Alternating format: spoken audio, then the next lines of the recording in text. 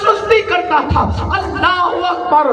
اتنا سننا تھا کہ میرے سچے نبی نے فرمایا اے میرے صحابہ جو نماز میں سستی کرے گا, جو نماز میں غفلت کرے گا, جب وہ اپنی قبر سے اٹھے گا تو اس کا منہ کالے سور کی طرح ہوگا. کاٹنا دینا صرف 2.5% نکالنا ہے سال میں ایک بار. ایمانداری سے نہیں نکالتے, زکوٰۃ کھا جاتے ہو. نقصان کیا ہے؟ جو زکوٰۃ نہیں دے گا اس کا مال جلے گا, چوری ہوگا, لے کے بھاگا جائے گا, نقصان ہوگا. ایک رکھے گا پورا مال. تنہائی میں ہوتے تھے تو اکیلے میں گناہ کرتے تھے. جو چھپ چھپ کر گناہ کرے گا جب وہ قبر سے اٹھے گا تو اس کے جسم سے مردار کی طرح گندی بدبو آئے گی. تو اس کی بدبو کو دیکھ کر لوگ کہیں گے کتنی سڑی ہوئی بدبو اس کے جسم سے آتی ہے. تو کہا جائے گا یہ وہ بدبخت اور لعنتی ہے جو چھپ چھپ کر دنیا میں میڈیا پر لوگ بیٹھ کر کے بکتے. کیا بکتے؟ اور یہ کہتے کہ 40 لاکھ لڑکیاں چلی گئی, 50 لاکھ لڑکیاں چلی گئی. ایک بات آپ سے بڑی معذرت, سوشل میڈیا پہ جو سنا لوگ اسمارٹ اور اوور اسمارٹ بننے کے لیے وہی بیان کرنا شروع کر دیتے. 40 لاکھ کی 50 لاکھ بڑی. میں اس سے اختلاف کروں اور مجھے حق ہے, ہوئی ہے, میں جانتا ہوں, لیکن جتنا پروپیگنڈا ہے اتنا نہیں.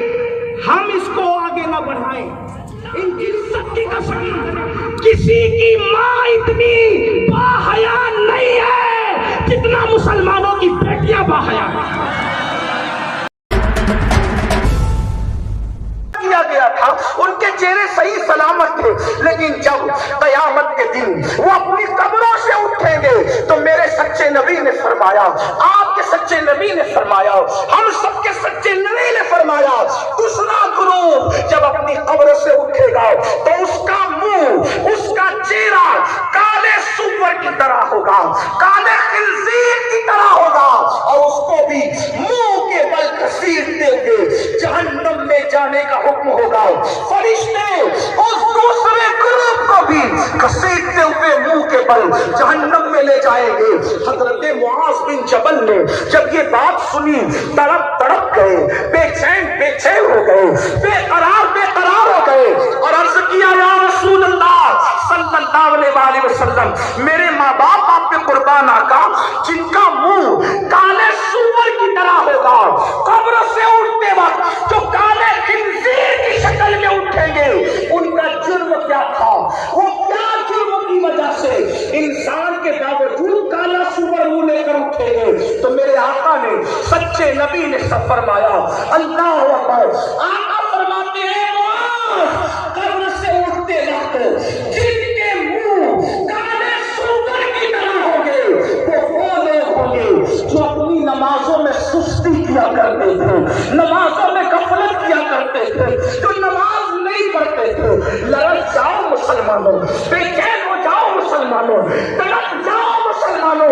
یہ کون کہہ رہا ہے؟ اگر کوئی سیاسی لیڈر کہتا تو میں اس کی بات پہ اعتماد نہ کرتا.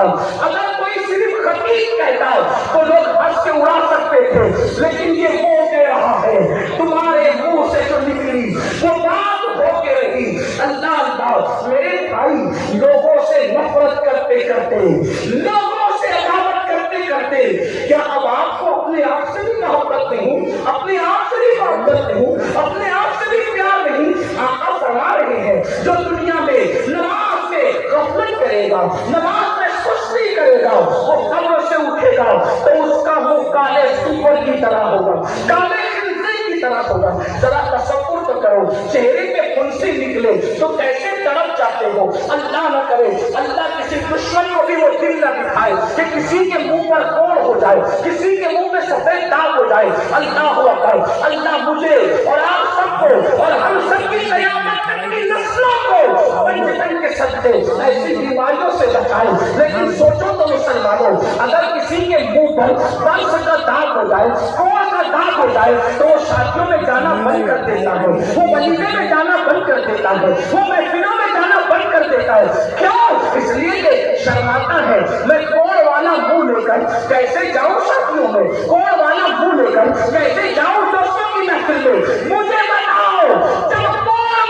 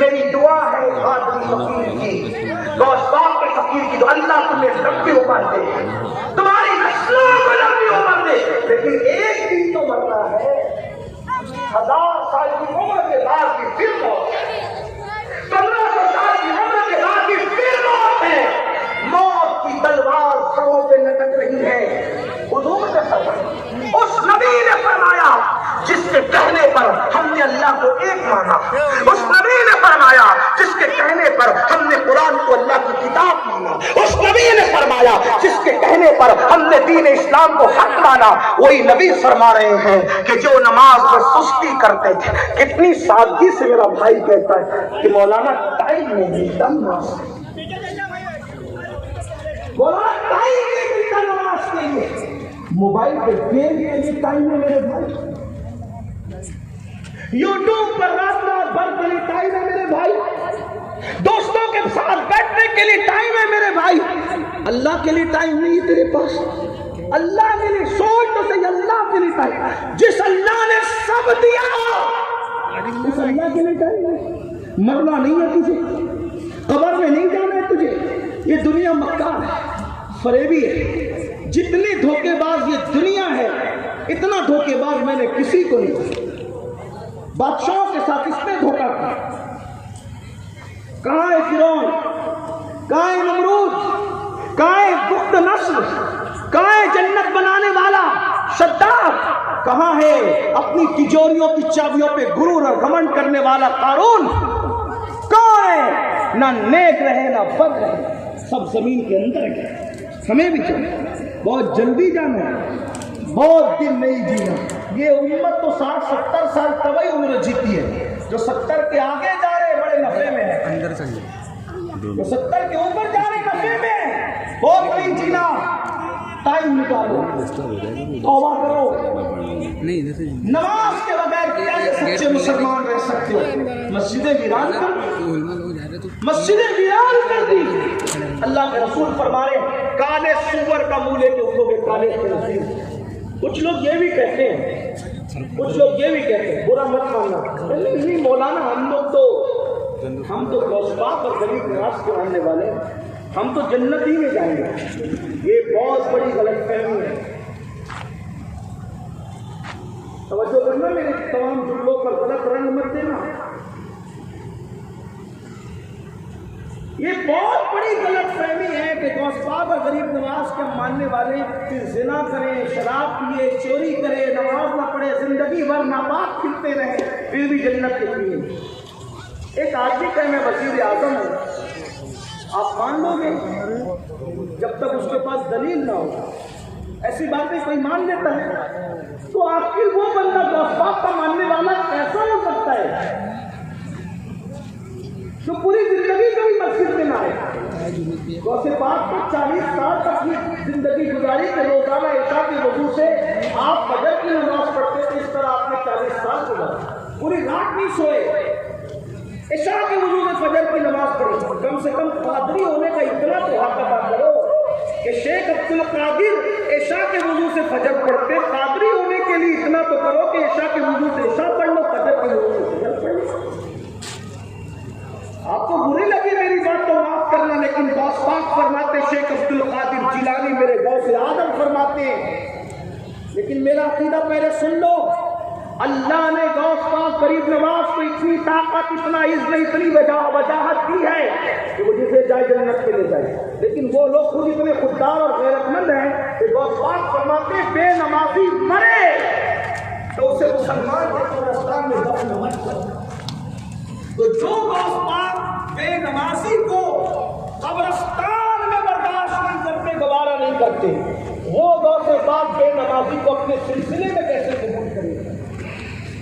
اس لیے جو آج آپ کے تحفظ ایمان کی محفل سجائیے, توبہ کرو, نمازی بنو, پڑوسیوں کے ساتھ اچھا سلوک کرو. ایک حدیث سن لیں آپ, دل کے ایمان والے دل پہ ہاتھ رکھ کے حدیث سنیں جس کا مفہوم پیش کرنے لگا ہوں. رب صلی وسلم دائما ابدا علی حبیبک خیر خلق کلہم. ہزاروں کا مجمع ہے, اگر ایک بار درود پڑھو گے تو ہزاروں درود سرکار کی بارگاہ میں پہنچ جائے گی. ایک بار پھر درود شریف پڑھیں.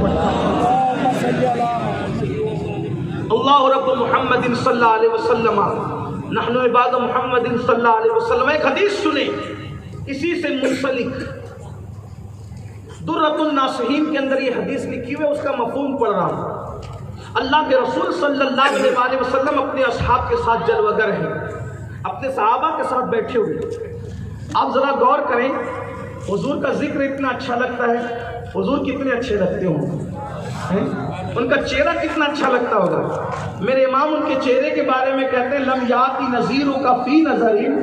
یا رسول اللہ لم یاتی نذیرو کا فی نظرین، آپ کی طرح کسی کو دیکھا نہیں گیا، آپ کی مثال کوئی نہیں ہے یا رسول اللہ.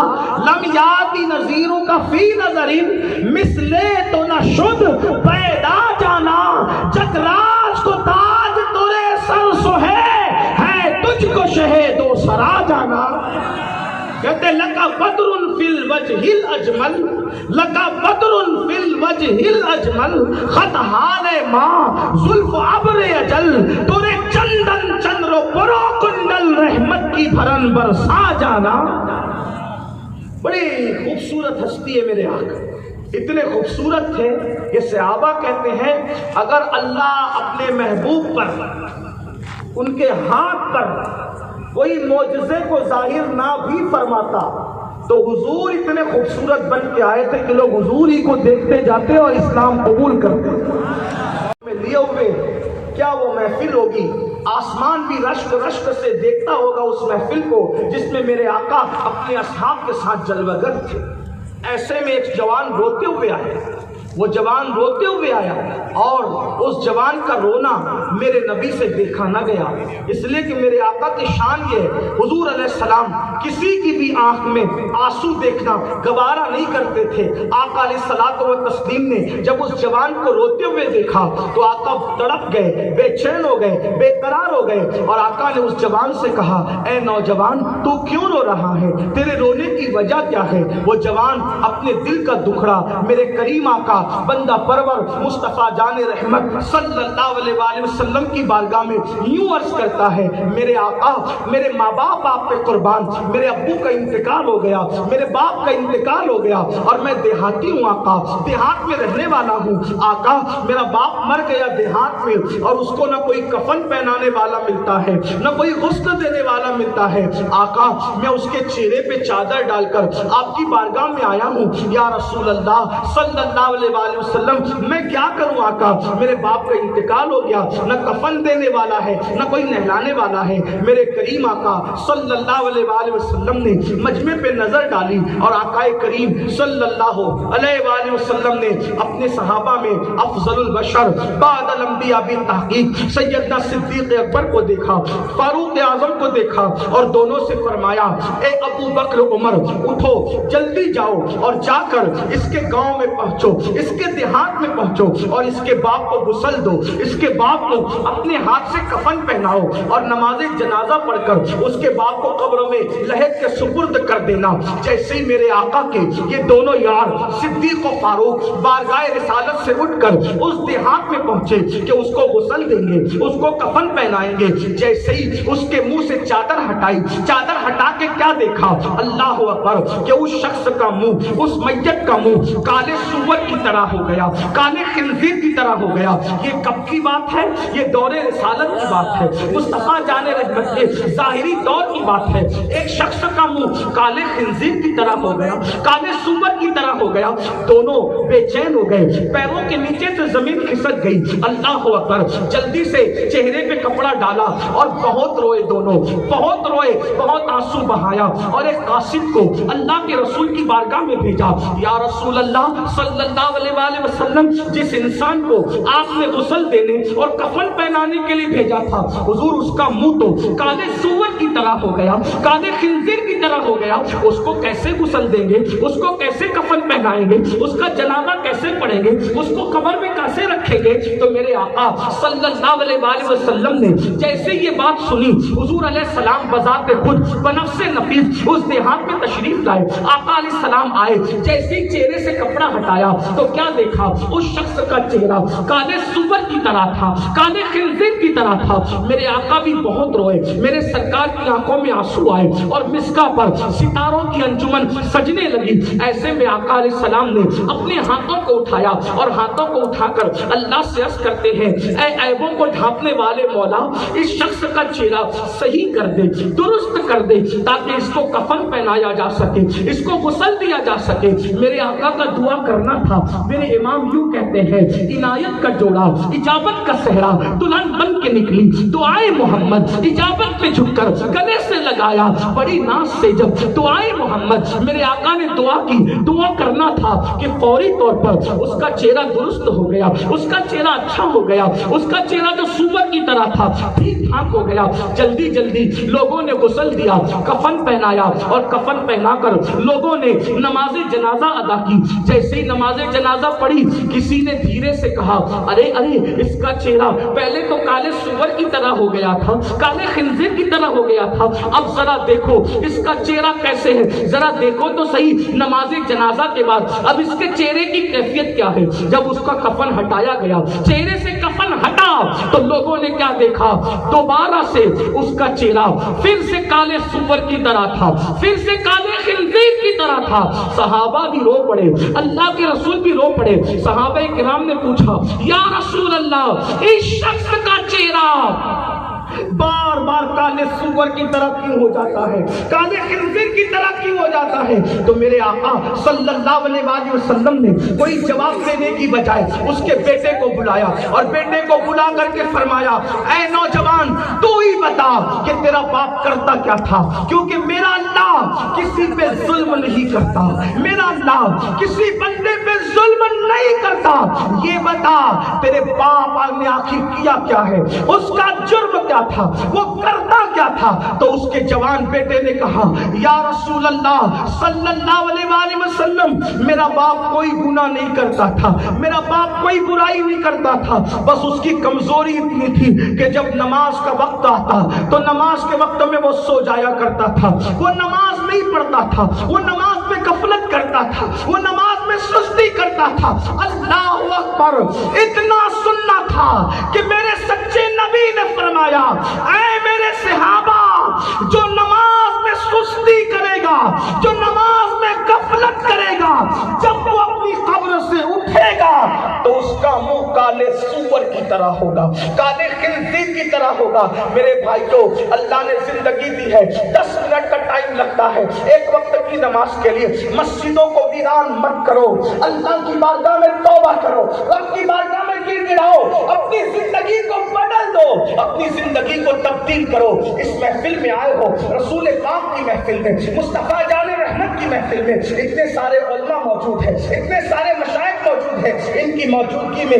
اللہ کی بارگاہ میں توبہ کر لو اس کے بعد پھر میرے اور آپ کے آقا مصطفیٰ جان رحمت صلی اللہ علیہ وآلہ وسلم ارشاد فرماتے ہیں پھر قبر سے تیسرا گروپ نکلے گا پھر قبر سے تیسری جماعت نکلے گی اور جو تیسرا گروپ نکلے گا میرے اور آپ کے آقا صلی اللہ علیہ وآلہ وسلم ارشاد فرماتے ہیں جو تیسرا گروپ قبر سے نکلے گا ان کے پیٹ پہاڑوں کی طرح بڑے بڑے ہوں گے آقا فرماتے ہیں جو تیسرا گروپ قبر سے نکلے گا ان کے پیٹ پہاڑوں کی طرح بڑے بڑے ہوں گے اور ان پیٹ کے اندر سانپ اور بچھو ہوں گے سانپ اور بچھو ہوں گے اور پھر ان کو بھی منہ کے بل گھسیٹتے ہوئے جہنم میں لے جایا جائے گا معاذ بن جبل نے پوچھا آقا جن کے پیٹ پہاڑوں کی طرح بڑے بڑے ہوں گے میرے بھائی دنیا میں پیٹ بڑھ جائے آدمی دیر تک زمین پہ بیٹھ نہیں پاتا چل نہیں پاتا دنیا میں پیٹ بڑھ جائے تو آدمی کی اتنی مصیبتیں ہوتی ہے نا جب آخرت میں قبر سے اٹھتے وقت تو پہاڑوں جیسے پیٹ ہو پہاڑوں کی طرح اور پھر اس میں بچھو ہوں گے اندر بچھو سانپ جہنم کی آگ صحابہ نے حضرت معاذ بن جبل نے پوچھا آقا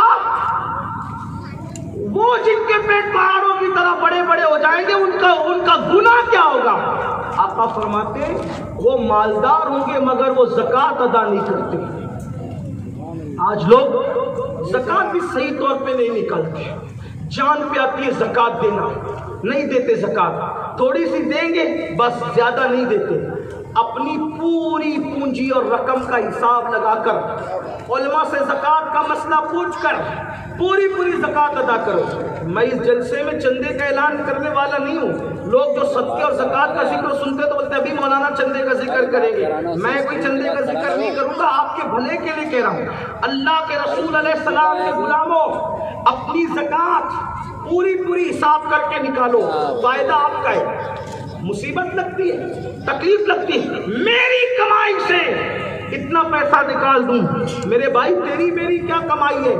محنت سے دولت نہیں ملتی، اللہ کے فضل سے ملتی ہے۔ اگر محنت سے دولت ملتی تو زیادہ محنت، زیادہ دولت آفس میں اے سی میں بیٹھنے والے کو نہیں ملتی، ٹھیلا ڈھکیلنے والے کو دولت زیادہ ملتی، کیونکہ آفس میں بیٹھنے والے سے ٹھیلا ڈھکیلنے والا محنت زیادہ کر رہا ہے۔ تو دولت محنت کی بنیاد پہ نہیں ہے، اللہ کے فضل کی بنیاد پر ہے۔ پھر کتنا دینا؟ صرف 2.5% نکالنا ہے سال میں ایک بار، ایمانداری سے نہیں نکالتے، زکوٰۃ کھا جاتے ہو۔ نقصان کیا ہے؟ جو زکوٰۃ نہیں دے گا اس کا مال چلے گا، چوری ہوگا، لے کے بھاگا جائے گا، نقصان ہوگا۔ ایک رکھے گا پورا مال بسم ہوگا۔ اور اگر زکوٰۃ نکال دو تو اللہ کے سچے نبی نے فرمایا جو زکوٰۃ پوری شریعت کے تقاضے کے مطابق نکالے گا اس کا مال اللہ کے قلعے میں محفوظ ہو جائے گا۔ اب بتاؤ، بادشاہ کے قلعے میں جو محفوظ ہو جائے اس کا کچھ نہیں بگڑتا، جس کا مال اللہ کے قلعے میں محفوظ ہو اس کے مال کو نقصان کیسے ہو سکتا ہے؟ جس کا مال کی زکوٰۃ نکل جائے وہ مال چوری نہیں ہوتا چوری۔ اسی مجمع میں ایک بندہ بیٹھا ہوا ہے، اس کا موبائل ایک محفل میں چوری ہو گیا، جلسے میں، گجرات کے جلسے میں چوری ہو گیا اس کا مال، یعنی موبائل۔ لوگ پریشان ہوئے، ہمارے مہمان کا موبائل چوری ہو گیا۔ اس نے کہا مسکرا کے مل جائے گا، تم لوگ ٹینشن مت لو، مل جائے گا۔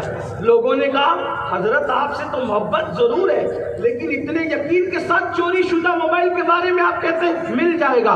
تو اس بندے نے جواب دیا الحمدللہ میں نے اپنے مال کی پوری زکوٰۃ نکالی ہے، اور میرے نبی نے فرمایا جس کی زکوٰۃ نکل جائے وہ مال چوری نہیں ہوتا۔ اللہ کی عزت کی قسم، جو بندہ آپ کی محفل میں بیٹھا ہوا ہے اس نے یہ کہا تھا، تھوڑی ہی دیر کے بعد مجمع سے موبائل آ گیا اور اس کے بعد لوگ حیران ہو گئے۔ پھر اس کے بعد یہ بات کہی گئی اس لیے کہ اپنے پر یقین نہ تھا، آمنہ کے لال کی زبان پر یقین تھا۔ آپ سے کہتا ہوں اپنے مال کو چوری سے بچانا چاہتے ہو، اپنے مال کو اللہ اکبر جلنے سے بچانا چاہتے ہو تو مسلمانوں یاد رکھو اللہ اکبر پوری زکوٰۃ دیا کرو۔ اس کے بعد میرے اور آپ کے آقا مصطفیٰ جان رحمت صلی اللہ علیہ وسلم فرماتے ہیں پھر چوتھا ٹولہ قبر سے نکلے گا۔ اب چونکہ بات پوری نہیں ہو سکے گی، ٹائم پورا ہو گیا، 4 پر ہی میں اپنی بات کو مکمل کرتا ہوں اللہ اکبر، 4 پر ہی میں اپنی بات کو پوری کرتا ہوں۔ حالانکہ 12 لوگوں کا ذکر ہے لیکن چونکہ وقت پر محفل ختم ہونی ہے اور پھر دعا بھی کرنے کا حکم ہے، اس لیے یہ اختتامی لمحے بہت توجہ سے سننا۔ میرے آقا علیہ السلام فرماتے ہیں چوتھا ٹولہ جب قبر سے نکلے گا تو وہ ایسا ہوگا اس کے جسم سے مردار کی طرح بدبو آ رہی ہوگی اور سڑی ہوئی بدبو اس کے جسم سے مردار کی طرح آ رہی ہوگی، اور ان کو بھی منہ کے بل گھسیٹ کر کے جہنم میں لے جایا جائے گا۔ تو اس وقت حضرت سیدنا معاذ بن جبل نے عرض کیا آقا مردار کی طرح سڑے ہوئے جسم کی طرح اس کے جسم سے بدبو آئے گی اور منہ کے بل گھسیٹتے ہوئے اس کو جہنم میں لے جایا جائے گا، تو میرے آقا اس کا قصور کیا ہوگا؟ تو اب سن لو، چاروں میں کہاں ہیں ہم، بلکہ معاذ اللہ اس میں تو اکثر لوگ ایسے ہیں کہ جو چاروں میں موجود ہے۔ اللہ کی پناہ، 1000 بار اللہ کی پناہ۔ اللہ کے بندو سنو، جب کہا کہ سڑے ہوئے مردار کی طرح کچھ لوگوں کے جسم سے بدبو آ رہی ہوگی، معاذ بن جبل نے پوچھا وہ کون ہوں گے؟ تو آقا فرماتے ہیں وہ لوگ ہوں گے جو تنہائی میں ہوتے تھے تو چھپ کر گناہ کرتے تھے، تنہائی میں ہوتے تھے تو اکیلے میں گناہ کرتے تھے۔ جو چھپ کر گناہ کرے گا جب وہ قبر سے اٹھے گا تو اس کے جسم سے مردار کی طرح گندی بدبو آئے گی، تو اس کی بدبو کو دیکھ کر لوگ کہیں گے کتنی سڑی ہوئی بدبو اس کے جسم سے آتی ہے، تو کہا جائے گا یہ وہ بدبخت اور لعنتی ہے جو چھپ کر دنیا میں گناہ کرتا تھا۔ بتاؤ مسلمانوں، آج آپ سے پوچھتا ہوں کیا نرم گدوں پہ لیٹ کر 4 دیواری کے اندر اپنے موبائل پر زنا کی فلمیں نہیں دیکھتے لوگ، گندی فلمیں نہیں دیکھتے لوگ، گندی پکچریں نہیں دیکھتے لوگ؟ اللہ اکبر، بڑی معذرت کے ساتھ انٹرنیٹ کے جنگل نے ایسی آگ لگائی ہے، انٹرنیٹ کی وبا نے، فائدے بھی ہیں اس کے، فائدے کا انکار نہیں، لیکن نقصانات اتنے ہیں کہ اللہ اکبر۔ آج اس دنیا کے اندر زنا اتنا عام ہو رہا ہے. انٹرنیٹ کا بڑا رول ہے. 16 17 سال کے بچے اور بچیاں اگر زنا کے اڈوں کی طرف جا رہے ہیں، وجہ اللہ اکبر انٹرنیٹ کا بہت بڑا عمل دخل ہے. اگر لڑکیاں اور لڑکوں کی دوستیاں ہو رہی ہیں، اللہ اکبر انٹرنیٹ کا بڑا عمل دخل ہے. بلکہ اب تو یہاں تک سننے میں آ رہا ہے انٹرنیٹ کی وجہ سے، فیس بک کی وجہ سے لڑکیاں گھر میں بیٹھ کر باہر سے رابطہ قائم کرتی ہے. شادی شدہ ہو کر بھی کوئی کسی کے ساتھ جا رہی، کوئی کسی کے ساتھ جا رہی. ایک طوفان ہے. اور انٹرنیٹ اور سوشل میڈیا کی ایک تکلیف یہ بھی ہے کہ سوشل میڈیا پر لوگ بیٹھ کر کے بکتے، کیا بکتے اور یہ کہتے کہ 40 لاکھ لڑکیاں چلی گئی، 50 لاکھ لڑکیاں چلی گئی. ایک بات آپ سے بڑی معذرت، سوشل میڈیا پہ جو سنا لوگ اسمارٹ اور اوور اسمارٹ بننے کے لیے وہی بیان کرنا شروع کر دیتے. 40 لاکھ کی 50 لاکھ بڑی. میں اس سے اختلاف کرتا ہوں اور مجھے حق ہے، آپ کو بھی حق ہوگا مجھ سے اختلاف کرنے کا. ایک بات کہتا ہوں، اگر سوشل میڈیا پر کوئی اعلان کرے کہ عید کا چاند دکھ گیا، چاند آ گیا عید کا، مانو گے؟ مانو گے؟ میڈیا پر اگر چاند عید کا آنے کا اعلان ہوا تو مانو گے؟ کتنے نادان ہو جب میڈیا کے کہنے پر چاند کا آنا نہیں مانتے تو میڈیا کے کہنے پر لڑکیوں کا، اپنی بیٹیوں کا جانا کیسے مان لیتے؟ یقیناً کچھ بدبخت مرتد ہوئی ہوگی لیکن وہ کچھ ہیں. مگر ایک جملہ خام گاہ اور قرب و جوار سے آنے والوں دھیان سے سن لو، یہ نفسیاتی طور پر ہماری قوم کو ڈیمیج کرنے کی سازش ہے کہ اتنی مرتد ہوئی اور اتنی کچھ ہوئی ہے، میں جانتا ہوں، لیکن جتنا پروپیگنڈا ہے اتنا نہیں. ہم اس کو آگے نہ بڑھائیں، ان کلپوں کو فارورڈ نہ کریں. کیوں؟ آج اگر یہ بات ہو رہی تو مطلب یہ ہے کہ ہماری بیٹیوں کی عزت پہ سوالیہ نشان کھڑا کیا جا رہا ہے. اور کل ہماری 50 سال کے بعد کی نسلوں کو کہا جائے گا دیکھو 2023 میں تو تمہاری اتنی بھاگ گئی تھی، تمہاری اتنی بے حیا تھی. لیکن الحمدللہ آج میں تمہیں پیغام دیتا ہوں کہ اللہ کی عزت کی قسم کسی کی ماں اتنی با حیا نہیں ہے جتنا مسلمانوں کی بیٹیاں با حیا ہیں. آج بھی ہماری بیٹیوں کے اندر، ہماری بیٹیوں کے اندر پاسائی موجود ہے، کیونکہ مجھے اس کا تجربہ ہے. میرے شہر گنبد و مینار کے شہر مالیگاؤں میں کچھ لڑکیاں برقع پہن کر شراب کی دکان پر شراب خریدتی ہوئی نظر آئی. میری تو نیند اڑی، بے چین ہوا. کچھ لڑکوں کو ہم نے کہا جاؤ تحقیق کرو.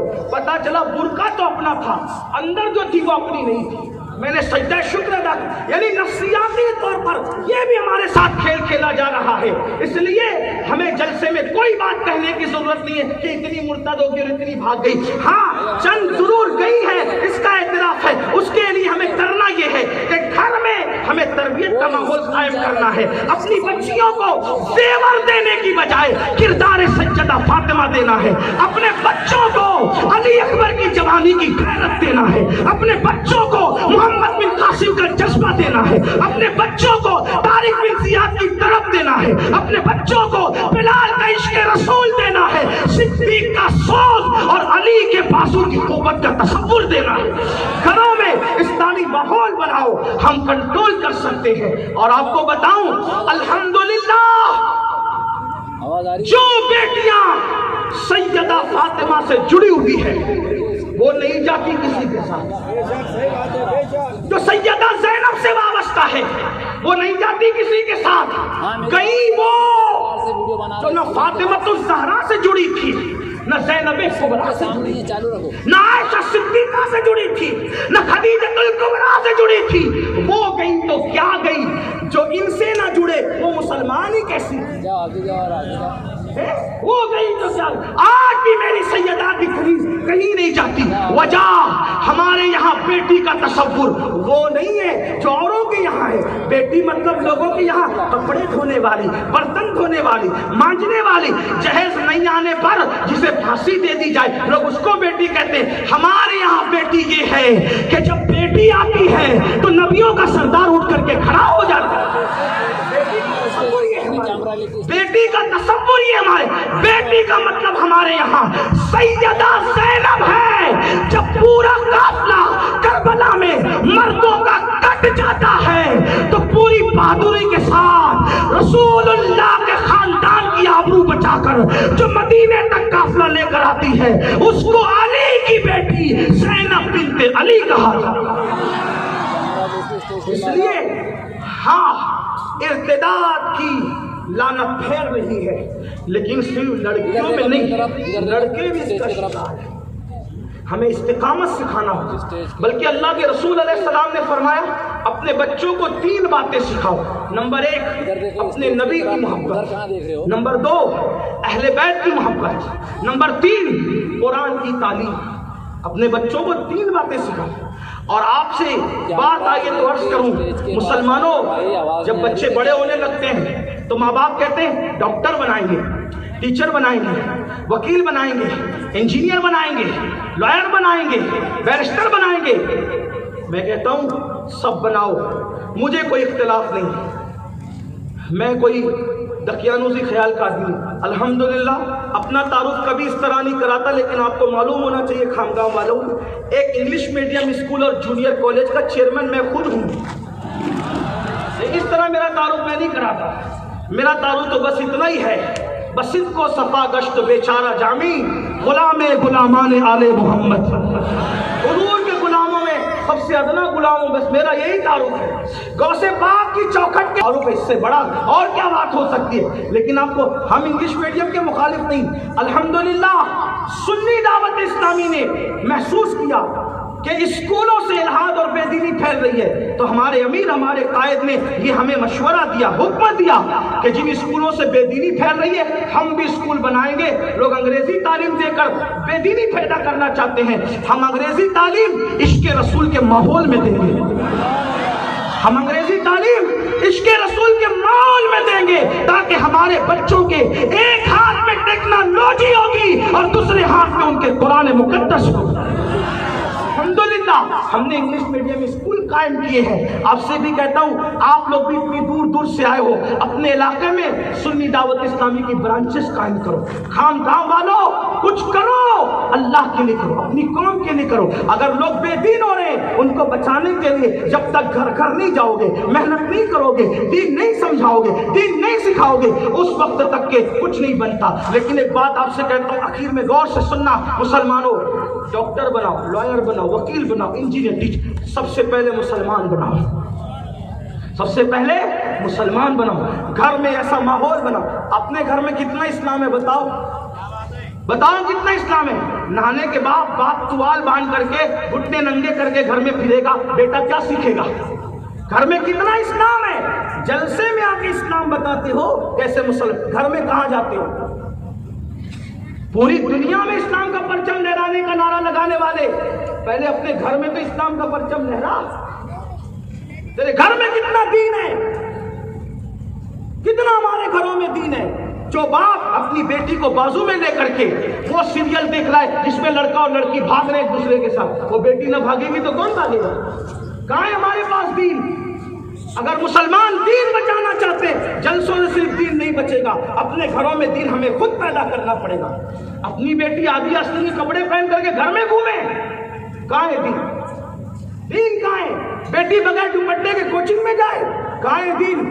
اور پھر جلسے میں آ کے کہتے ہیں مولانا دین بچانا ہے. پہلے گھر میں بچاؤ دین. ہر آدمی اپنے گھر میں دین بچا لے، اللہ کا دین محفوظ ہے. اور سن لو، اللہ کا دین محفوظ ہے، محفوظ ہے، محفوظ ہے، کیونکہ اللہ نے دین کو بچانا مسلمانوں کے حوالے نہیں چھوڑا. اللہ نے فرمایا یہ دین میں نے بھیجا ہے، اس کی حفاظت میں خود کروں گا.